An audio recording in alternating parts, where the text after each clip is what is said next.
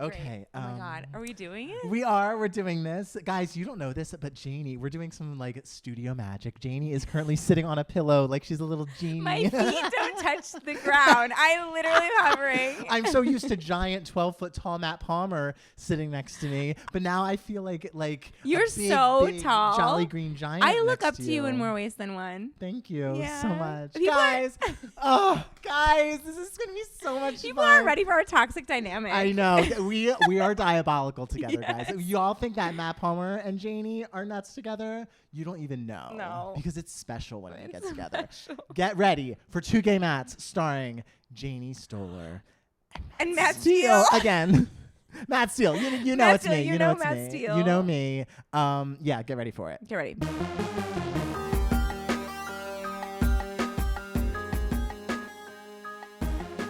Hey everybody, welcome back to another 2 Gay Mats, the podcast. It is Matt Steele. And sorry, I'm so used to just another voice chiming in because It's Janie Stolar. Stolar, the special guest of the week, because Matt Palmer is where canoodling in France with his lovely boyfriend Jackson. Okay, and he is, happy, and he's in like a good relationship. I know.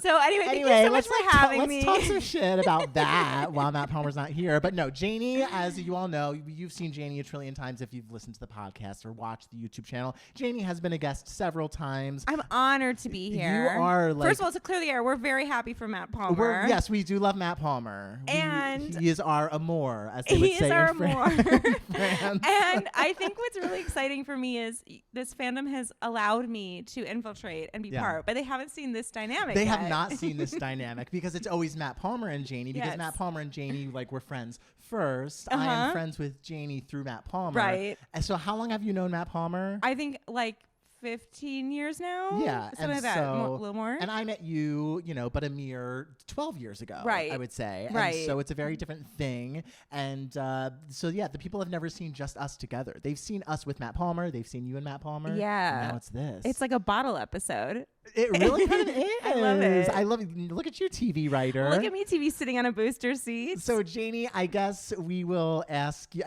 do the people know what you do? It's not interesting. I wish it was more interesting. Well, you could make it interesting. You could lie. You could spread some stories, some fibs about yourself. Okay. Do it. What do you want to? What do you want? What do you want your story to be this week? What do I want my story of your to be life? this week? That I sun myself. Mm-hmm. And then I do ceramics, and then my lover comes over every day. Who's your lover? Paul Mescal, but he's like more emotionally in tune than the real one. You he looks think like he's Paul emotionally Mescal. in No, did tune? you see the thing about him running away from girls in the park after he has sex with them? No. Okay, there's a story that went around where when Paul Mescal... A story that went around, so it's not confirmed? Not confirmed. Okay. But we're love going to immediately believe it. Okay. That after Paul Mescal has sex with you, the next morning he walks you through a park and then he just sprints. He just turns left and he walks runs you away. through a park? Yeah, and he runs away from you. Leaving you alone in a park? What if it's dark? I know. Why the park? And why do the same thing for every girl? Eventually, the know. story's going to catch on. I and, know. Yeah, he needs to find a new thing. My lover is him, but like a good person inside. I like to think I like to think the story is not true. I It refuse to probably believe this isn't story. true. It's an insane story. But it's fun to believe here It's at fun 2 to Gay believe. Mats. We It's love fun. to believe. We love Yeah. to play make believe. Me and Janie like to play make believe. We're very good at playing together. We played Traders together. We were in an alliance. In the famous We were Traders the worst game. at traders together. No, we lasted pretty long. We were very You wrong came in about what, people. 7th? I came in 5th. I can't even go Whatever. back We in it. can't go back. It's Still very mad. traumatizing. But Janie, I'm going to ask the question. Yes. What did you do this week? Okay, what did I do this week Physically, for real? and you don't have to lie for this one. I went to the ballet. You did. Tell us about the ballet. It was amazing. For those who don't get the chance, if it ever comes, the Boston Ballet is obviously amazing. Comes to your city. It was Swan Lake. It was unbelievable. The production, everything was amazing. And then you have to look up how much ballet dancers make and be upset, and then look up how much the executive director of Boston Ballet makes. My breath just got evaporated from my body. I was like, oh, I never thought about that. It's really crazy. They make $50,000 a year. Okay. And the executive director makes $700,000 a year. And these people are out there ruining their bodies, killing themselves, Yes. putting everything out there. Anyway, it was really remarkable, and I loved every minute of it, and I supported, and the dancers are the heroes. Yeah. What about really you? Tell me are. about your week. I did so much this week. Really? We're going to be here for 20 minutes. Right. Okay, but whatever. We're going to try to make it fast. Monday. You remember the show Big Top that I'm a part of, the internet show Big Top, where it's a sketch comedy show, but everyone's a clown. It's a bunch of clowns telling dirty jokes. Yes, my nightmare. Yeah, follow Big Top on official on Can't Instagram and all that shit. It's all the stuff. Okay. And so there was a documentary that came out at the Dances with Films Festival, and so and it's called American Clown, and it's really excellent. Like, we got to see it and everything. And so some of the cast of Big Top got together dressed in our clown makeup and clown outfits to like cross promote Big Top with the American Clown documentary. So that was very fun. Wow. It was very chaotic. It was a lot. I was dressed like a slutty Twinkie clown and walking around Hollywood Boulevard on the Hollywood Walk of Fame. It was very exciting. Did anyone try to pick you up? No. Okay. I thought people were going to be like hitting on me, thinking I was cute, because my ass looks really cute in these like cute spandex gummy bear suspenders that I have to wear. And nobody, especially because I also ran into, and by ran into I mean like he passed by me in the hotel where we got our makeup done, passed by Ryan Coogler, the director. Now explain every minute of that interaction. We were waiting for the elevator to go back up to take all of our makeup off, and Ryan Coogler and a very pretty lady came down walking down the stairs and passed by us. And did he see your butt? He saw me. I don't think he saw my butt. So that's why you didn't think get he cast just saw in the next my movie. face with all the makeup, and he definitely looked at me, and there was a look of, a clown. So Ryan Coogler officially knows I exist. Okay, so it's official. You are the star of the next Ryan Coogler Sinners 2. Sinners 2, where it's all clowns. Exactly. You inspired it, and you can sue him if he doesn't give you money for it. Exactly. And that's what we love. You heard it here first, Ryan Coogler. Janie is my lawyer. That's right. That's right. Well, that's exciting. It is exciting. And then I went to Las Vegas for 3 days, or 2 days because my dad and my aunt were there, and whenever they go to visit Vegas, I'm always like, I'll meet you there. So we hung out for a couple days, ate a lot of steak, because there's a lot of steakhouses in Las Vegas, and played a lot of video poker. Okay. And I love Vegas because it always reminds me of summer vacation. Because how much money did you lose? I lost $112. Was that kind of your limit? But it wasn't my money. Oh, okay. Because my aunt likes to give me a little money to gamble cute. with. So thank you, Aunt Michael. She's great. Yeah. But I'm sorry I lost her money. Okay. But I would not have lost $112 on my own accord. No. I would lose maybe like 30 and call it a day on my own accord. But yeah, it was very, very fun. My dad and my aunt used to live in Las Vegas, so every time I go there, it always reminds me of summer vacation. Was it so hot though? We were just inside the casino the whole time. We were in the South Point Casino, which is one of the local casinos, because that's the only place you can win. You can't win on the Strip, FYI. So we just stayed inside for about 2 days, and you start to get a little stir crazy by not going outside, but then you remember how hot it actually is outside, and you're like, no, I'll stay here. Thank you. Interesting. Yes. And then what did I do what did I do? Friday, I went to a table read. I did a very actory thing. I went to a table read for my friend Derek, who you met before, and he had a table read for a great pilot that he wrote. That's really, really fun. Amazing. He's really talented. I'd never seen any of his writing before, so that was really impressive. What was your part in said table read? Oh, I was the star. And by the star, I mean the narrator who read all the action lines. That's really fun. I know. He probably just had me be it because he knew I could talk really fast. And he's like, we got to keep this moving. We can't have a slow talker read the action lines. Got it. I know how that goes. Yeah. Yep. So, yeah. Great. So, I guess that's about it for the week. Yeah, good week. I know. It was a solid week, but are you ready to talk about the news for idiots? Yes. All right. So this is a Matt Steele centered podcast, which means we're going to talk about movies. Great. And also because I feel like it was the thing, at least on my social media, most people were talking about. Yes. The New York Times first they released a poll that anyone could vote in, or not vote. I don't know if they voted for the official poll, or everyone could make their own list of the top 10 top songs. Jesus. No, this is Matt Steele's podcast. Top 10 movies of the 21st century. And it was essentially something that everyone could share, like online. Wait, was it only the 21st century? 21st century. That's why I was really confused. Yeah. Because I was like, okay, now it makes sense. I'm clocking. Yeah. So essentially the last 25 years, and it had a whole bunch of like actors and directors and producers and like writers. I think they voted for the official list. I'm not exactly sure how this works, but it caused a lot of discourse online. Everyone was sharing their lists, and the official list came out, and I'll just like go over that real quick. Yeah. The number one choice that was voted amongst by all the people who are actually working in the industry was Parasite, which I'm not mad at. I'm not mad at that. I get it. I think that's not really surprising because it was very much a lauded film, very much beloved, that everyone was kind of rooting for, especially when it was up for Best Picture and winning Best Picture. Number 2, Mulholland Drive by David Lynch, which is, I think a very good choice, especially fitting like David Lynch passed away earlier this year. So, we want to give him some love. There Will Be Blood was number 3. Number 5 was Moonlight. I think was really great. But no one cares about the actual list. Right.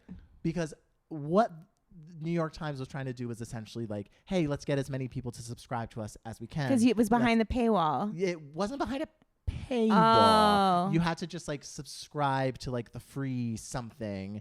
And if you get people to subscribe to a free something, they're more inclined to subscribe for the paid something. So they made it a very interactive thing that you could share on social media.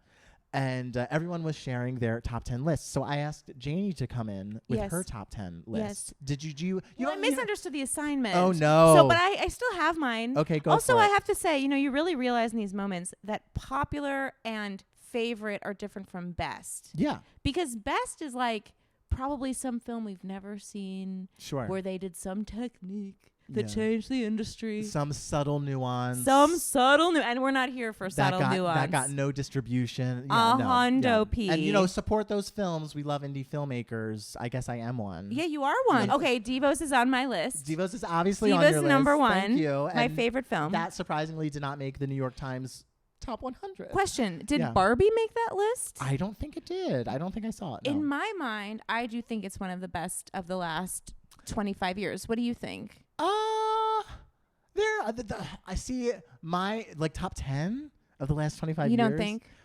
I mean, I loved Barbie. My favorite movie of 2023 was Past Lives. Yeah. So I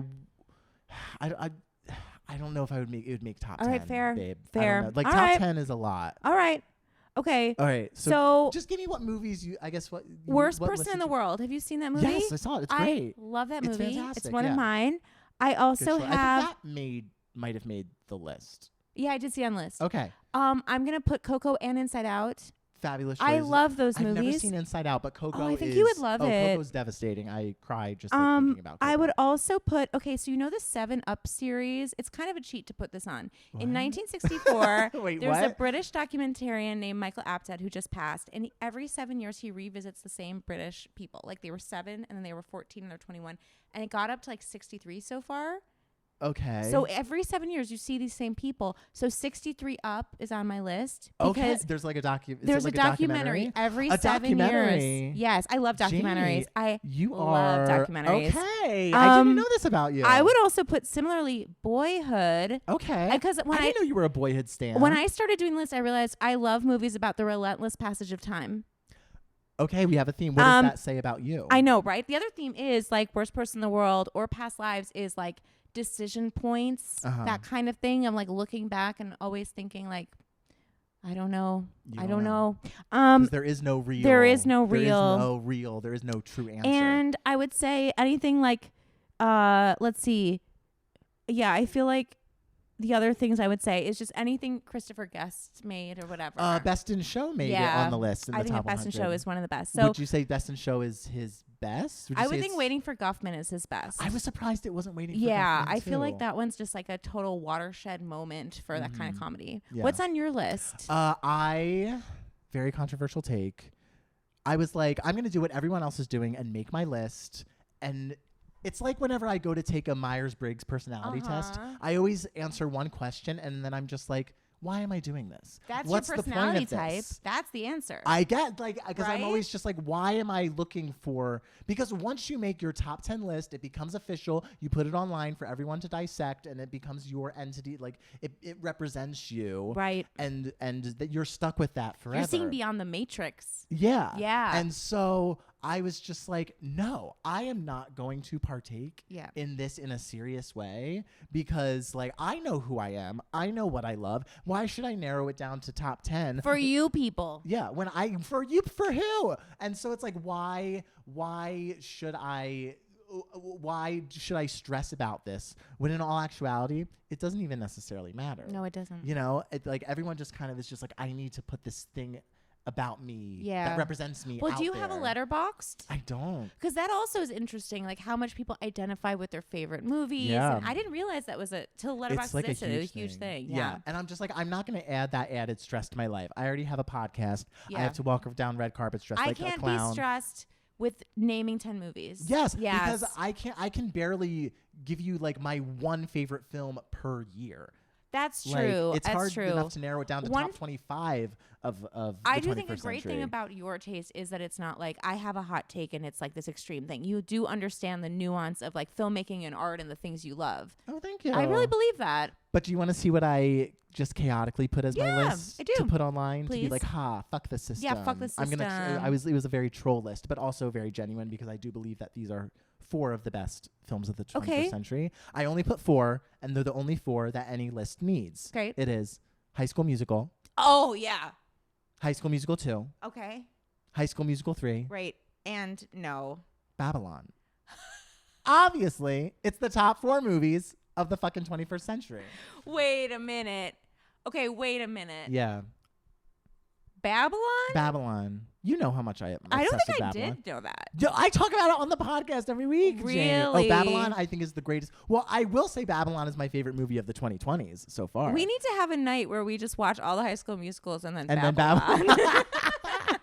Wait, have you never Are you seen a Shrek Babylon? person? I like Shrek. It's fun. Some people are like Shrek people. Oh, there are people who are Shrek. I thought of that because I heads. think I'm more of a High School Musical than a Shrek. Okay. You know what I mean? Fair. Like if I were to like have a night where you marathon movies, I would 100% do High School Well, Musical. High School Musical 3 is just one of the most beautiful, stunning, like revelatory pieces of cinema ever made, and we're not talking about it enough. I believe you believe that. Have you? You've seen it, High School Musical 3? I've seen it, yeah. It's It's stunning. excellent. It is excellent. It's fucking It is excellent. I was dead in the Speaking theater. of, like, Zac Efron's a really good actor. Yes. Now I'm talking about Iron Claw. Where Like, have you been? he's a really good actor. Yes, he was great in High School Musical Yes, all the he way to was. Iron Claw. Yes, he's he great in was. everything. He's really great. He's a star, and he's a great star. in Iron Claw. I I would have know. loved it if he got an Oscar nomination. He's you really loved Iron Claw, I remember. I loved that movie. Yeah. So we're movie fans here. We at, love movies. At One Gay Matt and One Straight Jeannie. Wait, speaking of, Yeah. I tried to tell Matt Palmer, like, I could be gay, and he's like, you're not. And I was like, okay, I'm not, but don't tell me. You know what I mean? Yeah, don't tell me who I am. Right. Even though he guess. was accurate, like, you Yeah. shouldn't tell me I'm not gay, even though I'm not gay. That was the argument we had. You had that argument? At your birthday. Really? You should have been fucking paying attention to the brilliant movie that was in front of y'all. Anyway, so other movie news that's like very small. Denis Villeneuve is directing the next James Bond movie or series. I don't know. This is definitely our expertise. I know. Do you care about James Bond? No, I think they should give it to Greta Gerwig. Or Celine Song. Oh What my if God. they let Celine Song do a James directs Bond James movie? Bond. It would be the most beautiful James Bond. It would just be a man just looking, and I would be like, I love it. We would be so invested. I would be dying the entire time. I'd be sweating. I'd be crying. There is no villain. The villain is just sort of like villain is time. lifetime. James Bond takes on time. James Bond takes on just like Who would play the Celine song Oh. James Bond? Oh, that's such a good question. Yeah, who's It would like be a Adrian sensitive Brody soul. or like Ooh. who else? Like Oh, like some sort of sensitive actor boy. who just like talks like very like delicately. Diego Luna. Oh my God. Celine Song directs Plays Diego Luna as James Bond. There will be no tuxedos, which I have a hot take about James Go on. Bond. You know how women find James Bond so insanely sexy? I've never met one, but yes. Really? There are women who are obsessed with James Bond. That's his whole thing. He's so sexy. Okay, well, Doesn't work for me. well, guess what? It doesn't work for me either because I recently discovered this take of mine that I find tuxedos to be the least attractive thing a man can wear. As the mother of a tuxedo cat, I am a little bit pained by hearing that. First of all, do you like the cat I shirt love that wore shirt. just for you I love that shirt. That is my specifically? cat. And imagine a tuxedo beneath. Yeah. But yeah, I don't think a tuxedo is like categorically an attractive thing. When I see a guy in a tuxedo, I'm always like, he looks stiff, he looks uncomfortable, he doesn't look like himself. Dare I ask, when you picture your dream guy, what is he wearing? Oh, he's wearing just like, I mean, I like various different types of guys. He's wearing sort of like a hipstery Brooklyn beanie, maybe a little flannel. Is the beanie like, bloop? Like, is it high? Why not? But like, I don't mind a guy when he dresses up. Give me a business casual. Give me a basic You want like suit. a like But a a tux? No. You want just like a suit, maybe no tie. Yeah, I Yeah. don't need the tie. I Okay. don't need all that because a tux is so formal and Yeah. it's so like putting on airs. Right, I and hear I you. don't like, and I like a guy to just be himself. More casual. man. Just be yourself around me. You don't To me, have to do all that's that. you know, whenever I see like a hot actor in a tuxedo, Yeah. on a red carpet, I'm always like, I wish he was wearing something else. Yeah, tone it down. Yeah. Anyway, so I don't know what that has to do with anything, but it's because What were you even it's talking because about? neither of Oh, us James know. Bond. Neither of us know enough about James Bond to really care. So do you care about the comeback? Yes. Yes. How it's coming back for a third season? We have to discuss because there's a problem. Oh, what is that problem? This show is perfect. Everything about it's perfect. It is the same creator as in Just Like That. Okay. We've taken an amazing show, Sex and the City, and we've made it Okay. Just Like That. We're Okay. doing the comeback, and we're Okay. coming back. I'm fearful of what has happened with the, I don't want to speak ill, but some of the stuff I've seen happen to a beloved institution once revived, similar things happening. But did you like the comeback season 2? Yes, Okay, but the thing is, it's not a different show. It's just like another season. I'm praying. It's an addition to a trilogy. It's like the 3 High School Musicals. And I pray Lisa Kudrow, So- who's one of the greatest actors of Oh, all brilliant. time, Yeah. will also be steering the ship and have that wonderful insight I that we imagine she yeah, would. yeah. And I love how they're like at such there are huge gaps between seasons because it feels like the Yeah. before trilogy to me.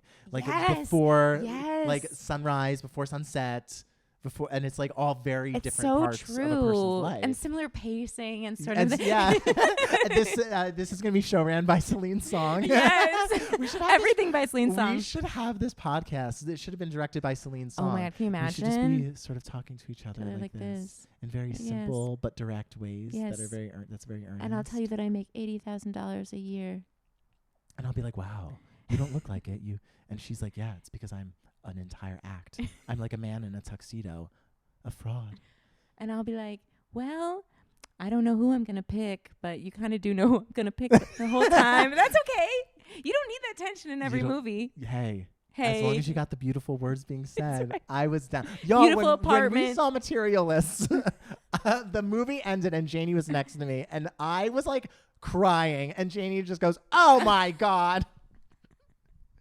I'm ready to be like, what did you guys think? And you're like, I'm so moved. I was I'm like, so moved. I was so moved the entire time. And that is what we call art. That's what we call it. Speaking of art, fashion, Fashion. Anna Wintour is stepping down as the editor-in-chief. I would US say our Vogue. lives aren't affected, but having seen Devil Wears Prada, there's a cerulean pipeline that's about to be affected. I where know. things are gonna change in our sportswear. I know, exactly. Yeah. How is this going to affect what we wear?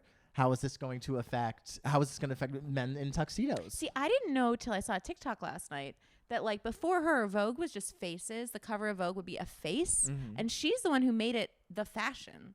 I didn't even know that. I didn't know that Yeah. either, really. Like she was responsible for making Vogue what it is. I get okay, cool. I mean, we love. Congratulations on the. I believe she's still doing the other things that she's doing. I think it's just Vogue US that Got she's it. stepping down from. She's not retiring completely. She's not going to like go to her like buy a house in Michigan and like call it a day like Elaine Stritch. She is still going to be among us, among the people. Well, not among the people. She's not going to be hanging out with us. No. But I have faith she'll still do great things and will still be mean Sure. enough. Oh, sure. I'm sure she's nice if she likes you. I don't know.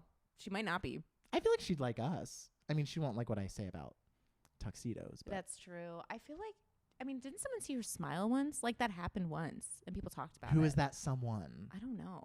Have they lived to tell the tale? That's very true. See, they've been wiped from my memory. I don't really know. You're a Bachelor fan, right? I was. You were. I was. What about the Golden Bachelor? I didn't watch it because that guy ended up being a jerk. Mm-hmm. And so, not to spoil the story, Yeah. but history repeating. Yeah. All right, the new Golden Bachelor, who's 66, by the way, won't date women over 60. He's going on a show, a dating show for older people, and he says he doesn't want to date someone even his age, let alone older. So what's the point of going on this show, sir? Anyway, let's hear about the things. Also, the point of that whole show is like a wholesome thing for older people. That's the whole premise. Yeah, and it's like, okay, like if you don't want to date someone who's over 60, whatever, go for it, have your like preferences. But the whole point of the show is to like give an exciting, evocative story about older people finding love. And the subtext of being on the show is you want to like, you can still find love. Yeah, exactly. Yeah. So he was essentially being interviewed, speaking at the University of Michigan football podcast. He's always talking on podcasts. Okay. I'm always like, who's listening to these things to find these clips? Like, who at New York Magazine is listening to the Michigan football podcast and then reporting it? MGO Blue podcast. Okay. Which, okay. Owens, who's the Golden Bachelor, said that the producers asked him what his dating preferences were. He said, "So I just said 45 to 60. Just being honest, right?" said Owens, who is 66. Apparently, the age requirement is strict for Owens, who has been eligible for Social Security for 4 years now. I said, if they're over 60, I'm cutting them. This is not the Silver Bachelor. This is the Golden Bachelor, he recalled telling the producers. Owens said they also must be fit, noting that staying in shape is important to him, and I told them to try to stay away from the artificial hips and the wigs. The ratings are going to be bad. I'm telling you right now, he just tanked the season. Yeah. Oh my God, completely. Right? And people are just going to hate watch it. Yeah. And they're just going to be like watching for people to like have the lady he eventually ends up picking like to turn him down. To rip him apart. Exactly. Yeah.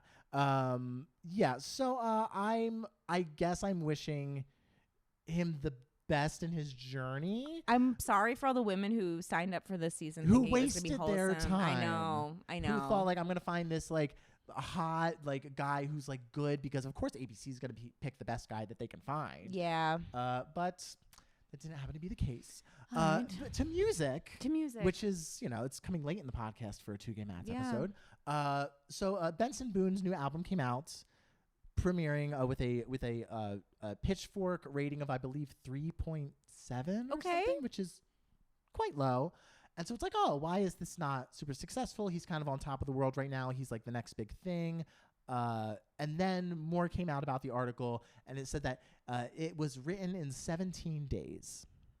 What does that mean? It means that the entire album was, I guess, put together in 17 days. It took me longer to figure out how to like do the recording of this podcast. I thought the Pitchfork article was written in 17 No. days. You said that, and that made more sense. Well, according to like the reviews, it seems like more effort was put into the Pitchfork article than the actual album. We need a documentary about the 17 days to Benson Boone's album. I want to know if it was intense or if it was phoned in. It was a ChatGPT. Like, what happened to make an album in 17 days? I guess because and the thing is, I haven't heard the album. For all I know, it could be an underrated gem. I listened to a couple of songs and I was like, this is what you'd expect. Like, it isn't.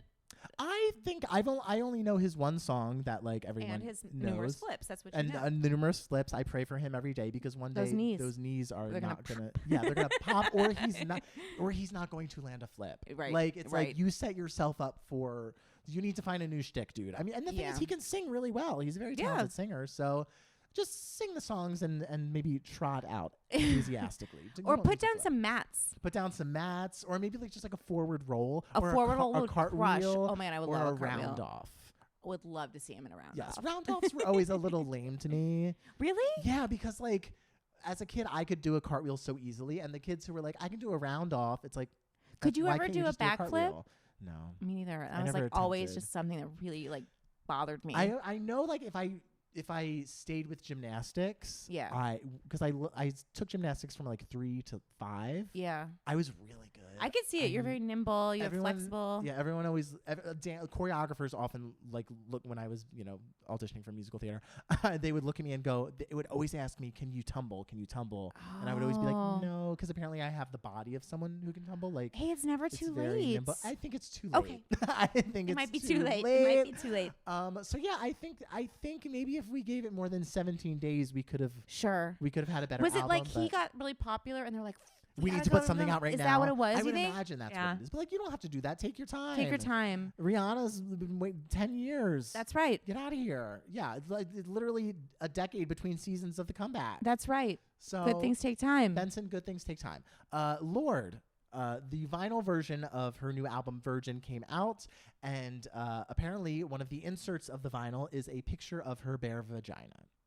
So it's not actually her vagina. I looked. Did you look? I was about to read this article. Okay. Tell us. So I see there's controversy. Let me see this image. I pull up the image. I'm like, is this are we looking at the same image? It's just her mons pubis. It's like the front. It's not anything. Oh, yes. I knew that. And it's just like some pubic hair. I thought you were about to say it was someone else's. Oh, and I was supposed to be like, wait, she had someone pose for her? No, I just was like, oh, I yeah. looked at it and I was like. It's not her full. I don't understand why that would be controversial, because I think, if we want to compare to maybe like Sabrina Carpenter's latest album imagery, which to me feels sort of like clickbaity and not subversive. It's playing into tropes that are like more male gazy.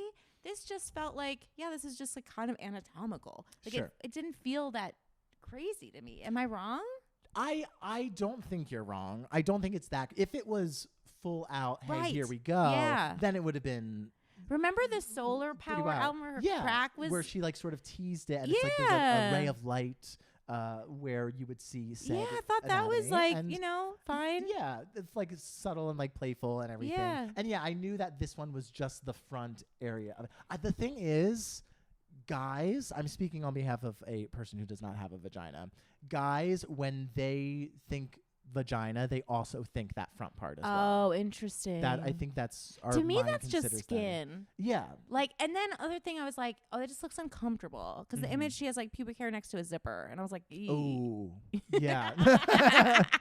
That's truly what the scandalous thing about the picture is. That's the scandalous thing to me. But I wasn't bothered whatsoever. I was like, this is absolutely fine. I'm not bothered either, but it's definitely something that will get people to talk about it and potentially. What about that Sabrina Carpenter though? I mean, I think I definitely see the statement she's trying to make with the image, and also it's also an image to get people talking. She sell got the that. album. She did that. Yeah. So when you're a pop star, that's kind of what you have to do. What's their left all of this stuff? These pictures are a safer way of selling your album than constantly doing backflips or front flips off of pianos. That is so real. Yes, that is so real. It's way totally. All you need to do is lay there. Yes, that's so true. Beautifully lights your we grew up area. Terry Richardson was taking these really grotesque pictures of people. I just feel like maybe we're also messed up because we've seen so many bizarre images in pop culture for so long. Sure. We just see a lot of weird stuff, I think. We do. Okay. But that's what pop is, I guess. You have to be edgy. You got to be edgy. You got to take the Madonna playbook and be like, I'm going to do this thing because it'll get people talking, and also I'll express myself. And and the thing is, the album's called Virgin. The album cover is an X-ray of her pelvis and everything. So it's about that. Sure. Sort of so I think it makes sense. Do you know anything about Evita?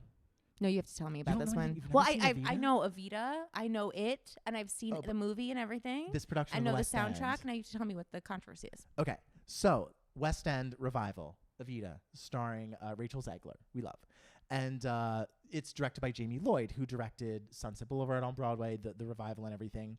And in Sunset Boulevard, he has the concept where in the title number, beginning of Act 2, the main guy character's walking through the streets of New York, and someone is recording him, videotaping him, and it's being broadcast on a screen in the theater.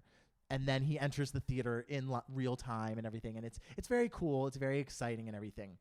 So Evita, he's doing the same thing, a similar thing, where Rachel Zegler, when she sings the huge number, the number of the show, Don't Cry For Me, Argentina, she's actually outside of the theater on the balcony, facing the street, and they're recording her in real time, and it's being broadcast in real time. So she's essentially performing for the streets of London. Wow. So people can every day go outside at a certain time and see her perform live, see Rachel Zegler for perform free. Live, for free, when people who paid for a ticket have to see the big number of the title track number of Sunset Boulevard isn't the big number of that show.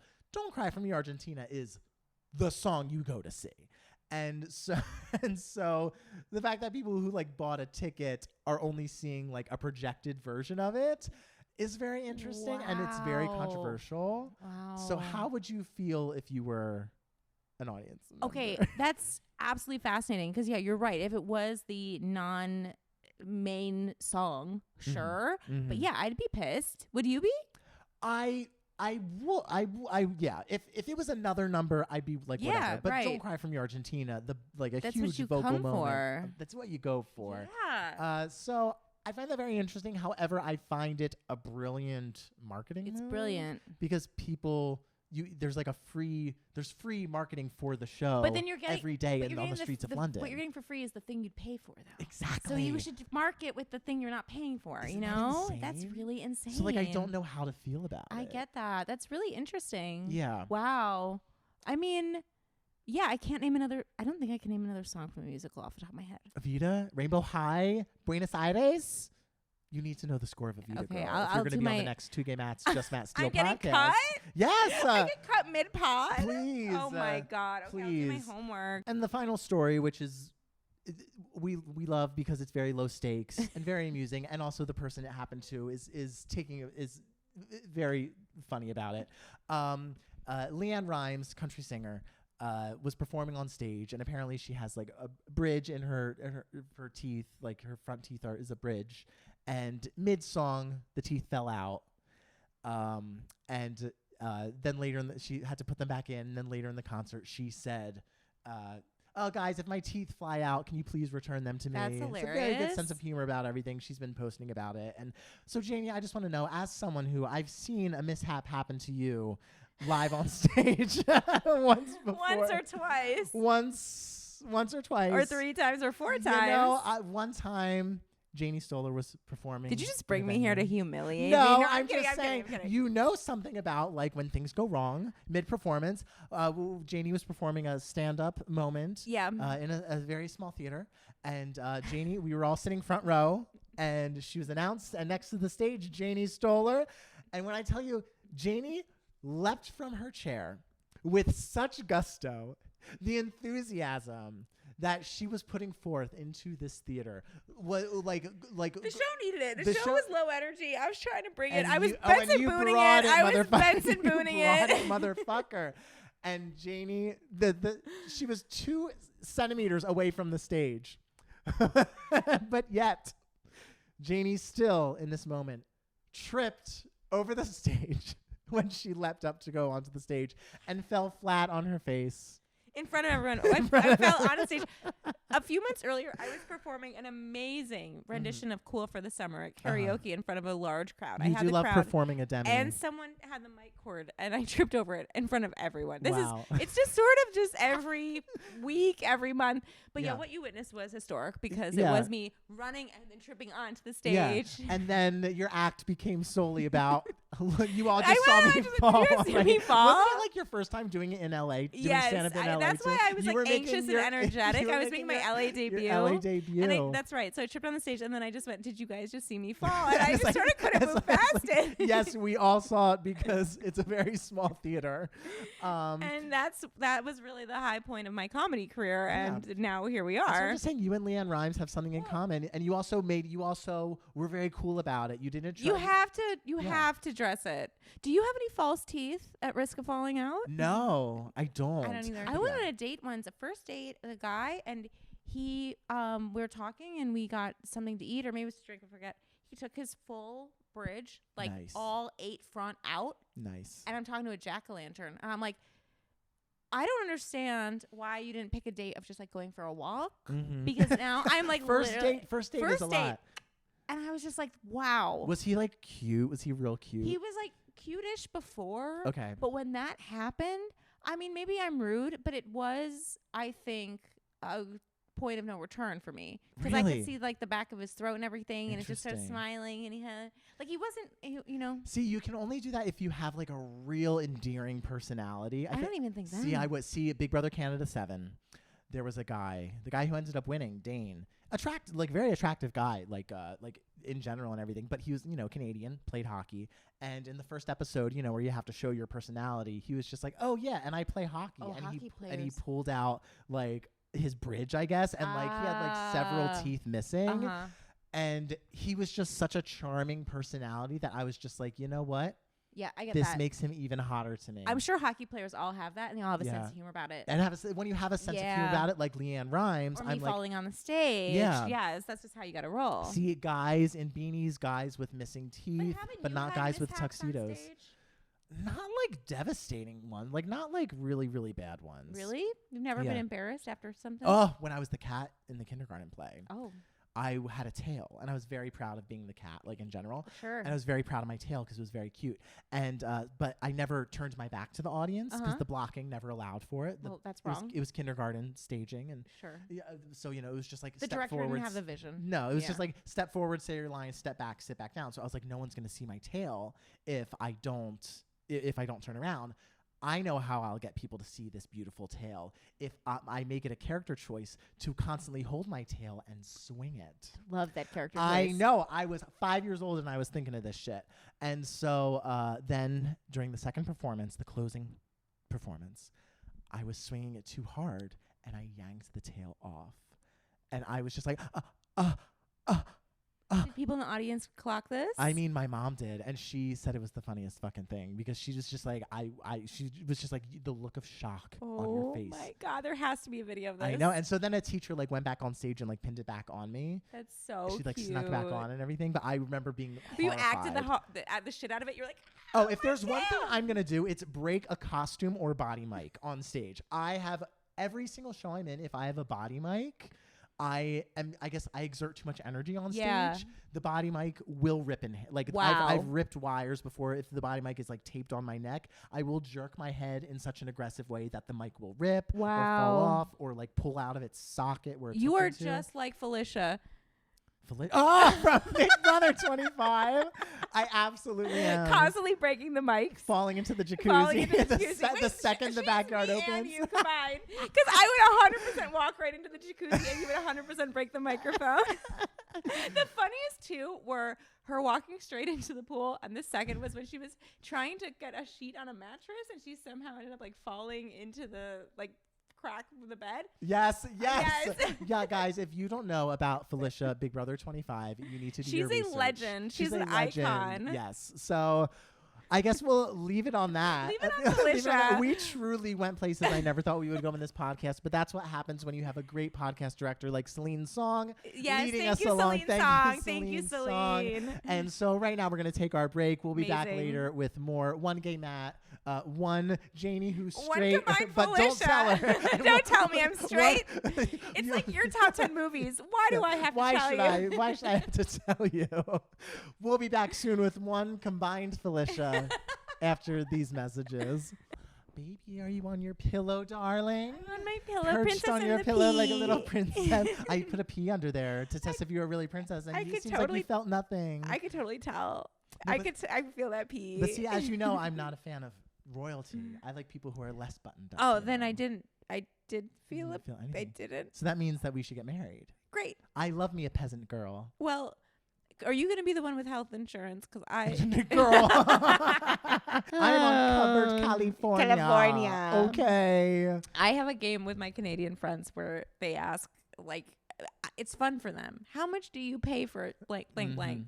Anyway, so Yeah. we're Yeah. going to be. But hey, I just got, I saw on 2 podcasts ago, I got a CT scan to see, so they just want to make sure everything was okay with my neck. Has that bill come through? Not yet. Okay. But, I mean, the insurance paid for most of it, I'm sure. Good. And I don't know what the rest of the bill will be. But Isn't that fun?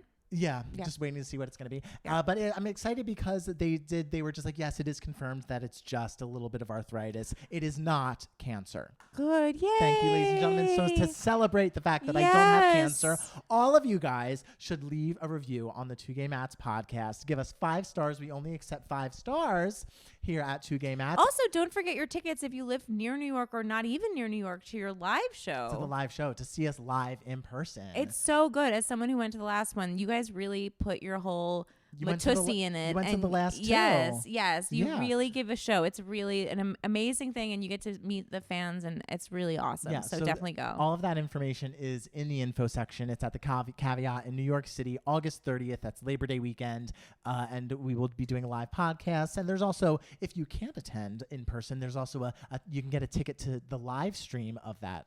I was about to call it a concert, but no, only a little bit of singing to that live podcast show. So check that out as well. We also have a Patreon. If you want to become a patron and get fun bonus material, you can join the Discord and talk to a bunch of people who are also Two Gay Mats fans and discuss very, very important topics. You guys have the best Kathy's. Kathy's. Thank you. We are Kathy. Janie is a famous Kathy last 5 years hater. But I feel like if you do get in on that, like, just know there's a wonderful community. I really am impressed. I feel like you guys have cultivated the best people in your following, in your fandom, in your community. Yeah, and Janie is trying to get everyone to call themselves Kathy's and not Kathy's because she just wants to avoid last 5 years at all costs. Last 5 years is heinous. Wow. I think it's beautiful, and Kathy is a stunning character. And I've come around. I have accepted Kathy's, but I imagine the Kathy's as the Kathy now, the comic. The what? Ack. The comic. That's Kathy. how I see the Kathy's. I feel like we're a little more energetic than that. Yeah, but this is just how I've sort of made it work for me mentally. Okay. It's whatever works for you. You got to do what you got to do. Yeah. So did I promote everything we're supposed to promote? You did. You didn't do that, but maybe that's not I'll yet. talk about my brother. My brother's book finally came out, but that'll be on the Giving Me Moments. That'll give you a moment. Yeah, because that Two Gay Mats promotional buy and get an autographed whatever is no longer up, baby. That was for the pre-sale. Okay. Yeah. But we are on to Email My Heart, and this is the section of the podcast where we answer any questions that you guys might have. You can be a part of Email My Heart if you email us at twogaymats@gmail.com. Two is spelled TWO. And I know I'm not Matt Palmer, and I never will be, and I'm going to do my best to just channel his wonderful heart and mind. Channel your own. This is your top 10 list. Okay. A New York Times best movies list. Okay. Like, this is about you. I just appreciate hallowed grounds we walk. You know what I'm saying? Sure. Yeah. But you're allowed to be yourself here. I appreciate it. The first email comes to us from Shabi. Shabi says, trying to cope plus the Steele podcasting job. Hey, Matt and guests. Watching some content like yours, rediscovering my love for musicals, especially maybe Happy Ending, which I have been obsessed with since 2 months ago, I think, and listening to music always helps me in dark times like this. With my short vent out of the way, my question to you is, after Matt Steele's incredible podcasting job with Dr. Lauren a couple episodes ago, I'm here to ask, do you think you have a huge weight lifted off your shoulder now that you might do it again with another guest? Or does it still feel like panicking to you, like connecting all the wires and that everything is working? I guess this is a question for me. Well, I can give my observation, having just seen that you were panicking, that the wires were making you panic. That didn't go away. Saw in the flesh me like being like, okay, let me do this. I wouldn't say I panic. I would say I'm just like very cautious and very like, okay, I need to do this. Did I do this? And I very much. Palmer has a fluency with this kind of thing, and obviously he like just knows and figures out how to do it. And you are more of the like, you walk in. Yeah. So no surprises. It's probably an adjustment to have to do this. It is, yes. And a lot of people say I'm like this if I'm ever in a like an emergency situation, when they've ever seen me in one of those situations. And they're very much just like in a moment of like emergency or a moment where there needs to be caution. Like people have said, they're like, I'm very surprised at how like focused and calm you are. Oh, interesting. And it's like producing Devos and everything when there was an emergency happening. The other producer would get very freaked out because he would be like, you're very calm. And I'm just like, no, I'm just listening. And I'm just like trying to relax. And I'm trying to think things through. That's good survival so I can, skill. Like, make good decisions and everything. And I feel like that's how I am with these wires. Like, I'm like, okay, Janie, we're going to do this. Okay, let me just make sure. Let me double check everything. You saw me during the break. I was uploading stuff on the computer, making sure it all worked. So yeah, I would say that's very much how I am in moments where I'm not in my bag. Got it. You know? Good for you. That's a good skill to have. Thank you. Yeah. So thank you, Shabi, for the concern. I think I'm doing pretty well. If this podcast eventually doesn't come out because some audio or video gets fucked up, then I guess I didn't do well. But you know what? We'll all move on. We'll move forward. Yes. Another question that came to us from the wonderful Grace in the Discord. she asked, I believe it was Grace. Sorry, if it wasn't you, then forgive me. Asked, what is the best musical to celebrate Pride? Like the best musical to see for Pride? Is there a music? You're not like. Well, you know what? I know like my musical. answer. Oh God, what? Rent. Okay, I mean, I love Rent. Out of the two I'm the one that loves Rent. I love Rent. Wait, do you love Rent? Have we ever talked about how much we never both, talked about because this. people shit on Rent so much these days. I mean, the movie isn't good. We don't talk about them. The movie is good because there's a spirit there. Because it's the original cast and everything, and the story's just so compelling that by the end you're just like, but fuck it, Rent. The is music great. in Rent is phenomenal. It's phenomenal, and the fact and people online are like, they always want to give their hot takes or whatever, and they're just like, my hot take is Rent isn't a great musical, and like there's only like one good song, and it's That's like not that true. is out of That's control. Absolutely bad. not true. Like, what song would you cut other than Joanne's song "I'm Okay"? Halloween, but like Okay. other than that, Halloween is an introspective interlude I'm okay. moment. I would cut. I could cut. But Halloween. honestly, the It's rest, 2 seconds long, the though. rest is so the good. entirety of Christmas Bells, so brilliant, good. and the fact so that good. like the fact that on Spotify now it's only the highlights version. I know. Of the original Broadway. Out Tonight and Take Me or Leave. I mean, come on. They're Without also, You, hello. What You Want is get amazing. Out of here. Like, this score is excellent, and I love people that just want to score. shit on it because they want to feel edgy, and I they're agree. wrong. As What far would you as say? Best musical for Pride, I think that it's not one musical that allows Very us to Steele celebrate answer. Pride. It is. Any musical is good for Pride. It's like protesting in the United States. People are like, what is the most American thing you can protest for? Is protesting for this thing American? Is protesting for this thing American? You can't protest for this way because that's un-American. It's not so much the single individual things. The act of protesting is inherently American, and therefore the act of musical theater is inherently Pride. I love that. That's really amazing. But also Joseph and the Amazing Technicolor Dreamcoat. I was going to say, you're not saying SpongeBob? I've actually never seen SpongeBob. I haven't either. And I don't know if I will. And that's okay. That's okay. Yeah. My brother saw it, and my brother is very critical. What are like and some my brother straight loved musicals? My brother loved it. He thought he was like, this get your money's worth. That's Straight musicals, the straightest musical on the planet Les is Mis. Jesus Christ Superstar is the straightest. Yeah, Every you're right. straight man over the age of 40 loves But Jesus I also think Christ straight Superstar. men like Les Mis. Straight men do like Les Mis, but like I think it takes a little more for a straight man to admit that he likes Les Mis. Interesting. I think straight men also love Book of Mormon. They also love they Spam like Sound a lot. of Music. Like they like ones they grew up with. Sometimes, like they'll do that, yeah. Yeah. But I think like ones that they're Book of passionate Mormon. about. Producers. They're very into that. I once had a guy who messaged me because on like my Hinge profile it says, "Hit me with your hottest takes regarding musical theater, movies, whatever." And a guy messaged me and he was just like, the two greatest musicals of all time are The Book of Mormon and The Producers. Are you sure you're on the and right side of this I was like, app? dude, all you need to say is Jesus Christ Superstar, and that's the trifecta. You are catfishing me, and if we meet for a date, you are here to hate crime. That's an interesting screener. Yeah. Yeah. Wow. Because it's like, you are straight, sir. I wonder what was the earliest representation of a queer person or character in a musical, like overtly, like, hi, I am Mhm, gay. mhm. Oh God, I mean, thinking like La Cage aux Folles in '84. Mm. Oh, this is something we could maybe Google. We have time. Yeah. Who cares? I'm editing this podcast, so Perfect. Yeah, the first Okay. mainstream Broadway musical to feature a gay couple as central characters was La Cage aux Folles. Interesting. Supporting characters.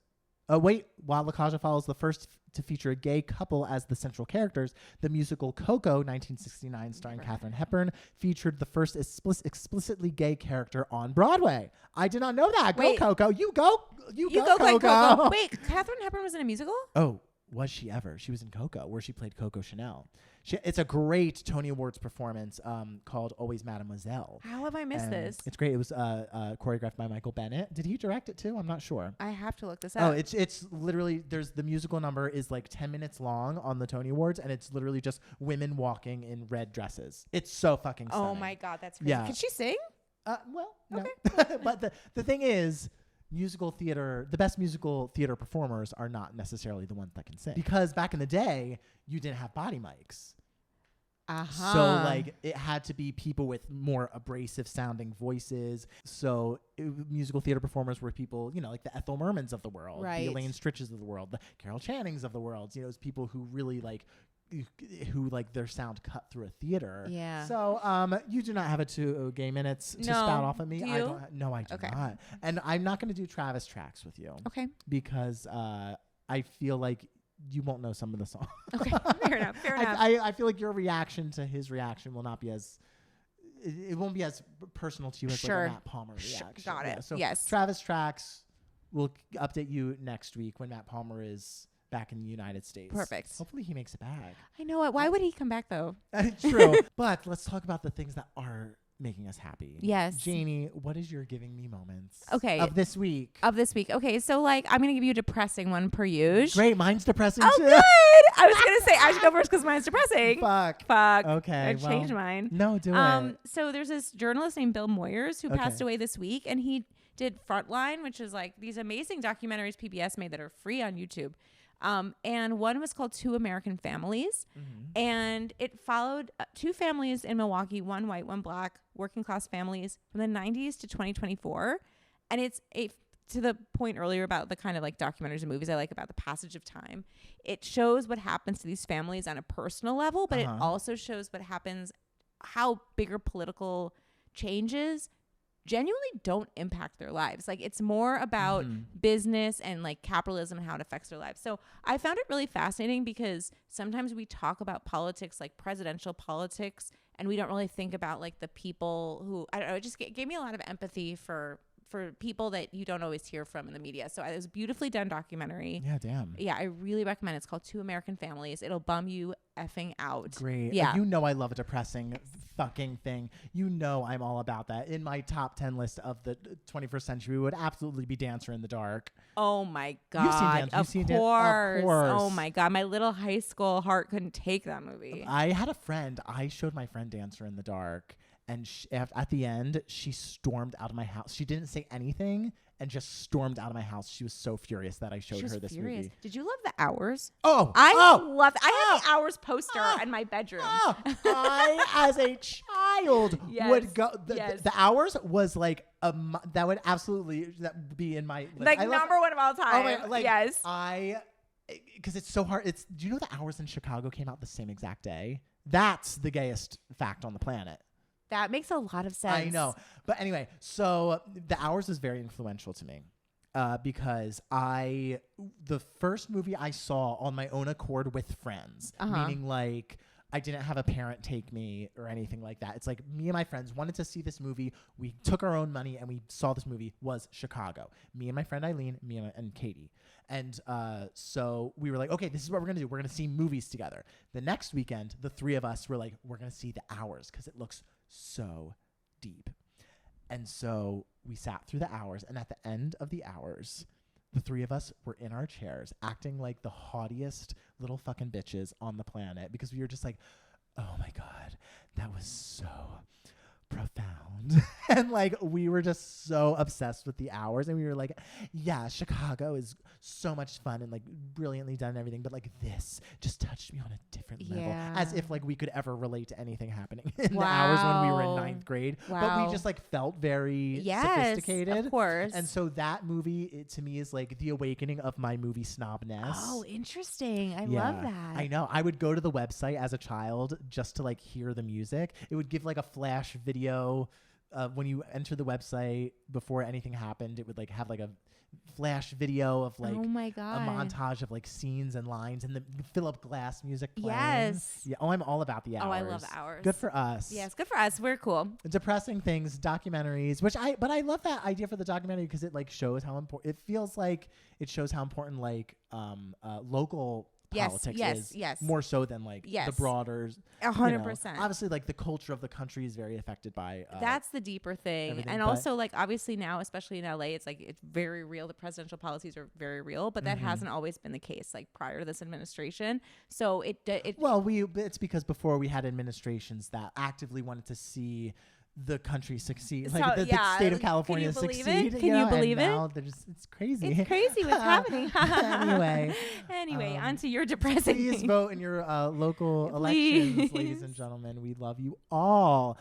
So my giving me moments is a couple things. One of them, obviously, you all know, my brother's book, Not Lucille, Amazing. finally came out this week. It came out Tuesday. I'm so insanely proud of him. Everyone get your copy now. I've read it 5,000 times because I helped him proofread, and Amazing. every time it just like affected me more than the previous time. So Not Lucille, great book for if you have anyone in your life who's, you know, a middle grade reader, like a 3rd to 6th grade. But also to go back to, I guess, elementary school things. My 5th grade teacher, Mrs. Richards, passed away 2 days ago. And so I want to talk about Mrs. Richards for a little bit because I went to the greatest elementary school on the fucking planet, Mercerville Elementary School in Hamilton, New Jersey.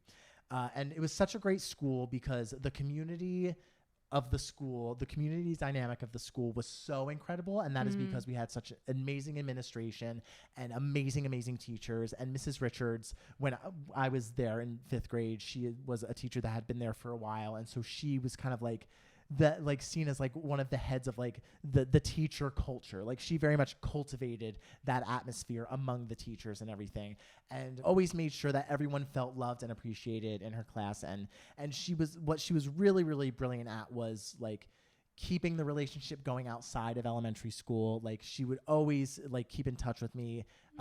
She would be at every single school play, every single middle school play, every single high school play. She would see all of them with like the other teachers at the elementary school. And she, in, you know, my senior year of high school, my elementary school gave a scholarship to a student who had graduated my elementary school, like when they're going off to college, and she awarded me that scholarship. And before she awarded it to me, she said, every once in a while, a student comes along that touches your heart so profoundly, and that is Matt Steele. And so, and then we were constantly in touch. Like we would talk about Big Brother on Instagram. Like she was a Big Brother fan, and so after, you know, she passed away, I wrote to her husband on his Facebook post, and a woman named Barbara just like commented on my comment being like, Matt Steele, you don't know who I am, but I absolutely know who you are, because Mrs. Richards, I'm one of her like best friends, and she was constantly talking about you. She showed me all of your videos and showed me all the things that you were doing, so I feel like I know you. And just like the fact that like someone was so dedicated to her students, the fact that she would show her friend like what her students were doing literally like 25 years later. That's amazing. It's just amazing. So this goes out to Mrs. Richards. If someone wanted to honor Mrs. legend. Richards, what would they do? Like, what's like a nice way to maybe carry on a little bit of her legacy, you think? I'll rate this podcast 5 stars. Christ. Buy my brother's book, buy a ticket to our live show at the Caveat Theater in New York City. But also, that's a great question. I think just like, I think a huge thing that a great compliment that I kind of get, a compliment that like touches me when people give to me. A lot of people say that I'm very good at like keeping in touch with people. Yeah. And I'm always the go-to person for like with my friends, like my high school friends, being like, hey Matt, like what is this random person doing? Do you know, they just popped up in my head. What are they doing? And I'm like, oh, they're doing this, you know, because I try to keep up with them, like even if it's just through social media. Like I try to pay attention to that sort of thing. And because she was a teacher that was so involved with her students after they graduated, after she no longer had them, I think that was such a good influence on me, and that's probably part of the reason really why incredible. I do that. Yeah. And so I think just like the people who you come across in your life, like I, you know, just make a point to continue to know them, even if you know you'll probably never see each other I'll also again. add on that, like you can reach out to people in your past where you think it's been too long. Like, yeah. is it? Oh my God, you know what I mean? 1,000,000,000%. Right. The nicest thing that people did, to me this year, like after the Super Bowl commercial, the thing that made me feel so great wasn't that I was on fucking TV. Who cares? It's the fact that like literally people from nursery school were reaching out to me on like Facebook. You're reminding me. I need to like email. There's a teacher I loved in high school I haven't emailed, and you're making me realize I should do that. Yeah, so, it's like someone random who you went to high school with, even if you didn't really know them well, had a baby, and you see it on social media. Fucking congratulate them. Like it makes them feel good. It makes them feel like appreciated. Like to know that you are remembered or that you are remembering someone. Like that makes people. Love that. That makes people feel good, and it makes people feel like the things they do in life like have such worth. You know, I'm sure Mrs. Richards would be very proud of you. Oh, Mrs. Richards was great. She had curly red hair as well. Well, that alone. So, are you kidding me? She was one of the clans. Yes. Yeah. Oh my God. So we love Mrs. Richards. Oh, Mrs. Richards. And we love all of you guys. Yes. Do you have anything else you want to say to the people? I don't know. Just y'all, like, what are we doing?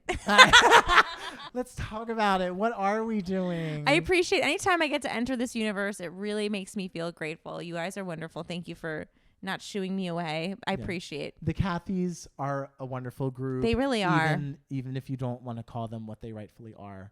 Like, you know how you don't want to be told that you're straight? Yeah. They don't want to be called Cathys, okay? That's fine. I think I had like 2 people on my side on that one. You did. But they've since realized. But the majority they're has going to go with the majority. That's fine. fine. I would say that Two Gay Mats is a democracy. But I it's think we're a not. subgroup. It's a we're a dictatorship. subgroup. We're the cat lovers among the Cathys or the Cathys.